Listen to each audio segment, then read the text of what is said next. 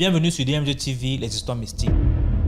Tu es nouveau sur la chaîne, n'oublie pas de t'abonner, de laisser un commentaire, de liker et de partager. Tu veux raconter une histoire, il y a un numéro à l'écran sur le plus 237 655 81 90 17. Envoie ton histoire et on va jouer ici sur Facebook, YouTube et TikTok.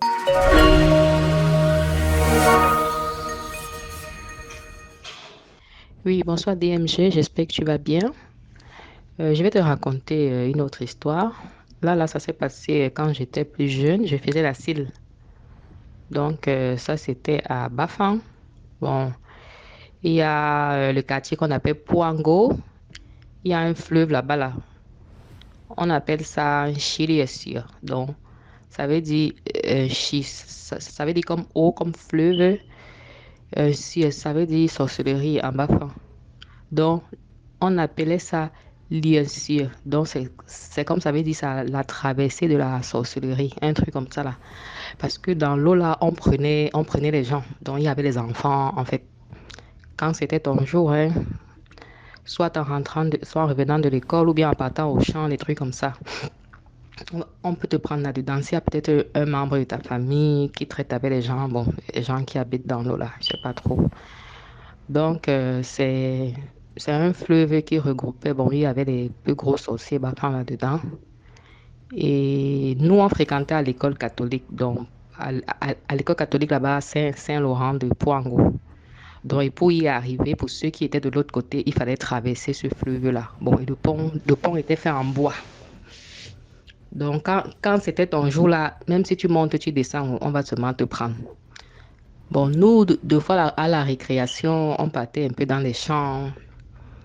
Dans les champs là-bas, on partait marauder les mangues, les pamplemousses. Bon, vous connaissez les enfants. Et on nous disait toujours que n'essayez même pas de mettre vos pieds dans le fleuve là. Donc, même si tu traverses le pont et que ta chaussure tombe dans l'eau, laisse seulement. Ne tente même pas. Oui, deux fois, on partait aussi en récréation, on lançait, bon, on s'amusait et nos chaussures tombaient dans l'eau. Et puis, bon, nous les enfants, on laissait.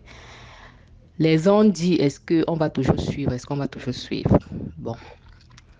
Un jour, deux fois à midi, vers les 10 heures comme ça, là, quand le soleil sortait là, voilà, c'est là où les serpents là sortaient au bord de l'eau là pour profiter du soleil et tout. Et en fait, vous savez, l'eau, on ne s'amuse pas avec l'eau. Donc, un jour, on rentrait des classes à midi. Donc, à cette époque-là, on rentrait encore de l'école, on rentrait à midi pour revenir à 14 heures. Donc, quand on rentrait à midi, puis chez les serpents, ils sautaient souvent vers les 10 heures, 11 heures, là, quand le soleil sortait. Donc, on a vu un serpent au-dessus. Bon, il y avait des roches dans l'eau, là. Il y avait plein de roches. Donc, quelqu'un pouvait traverser ça à pied, mais il fallait être des leurs.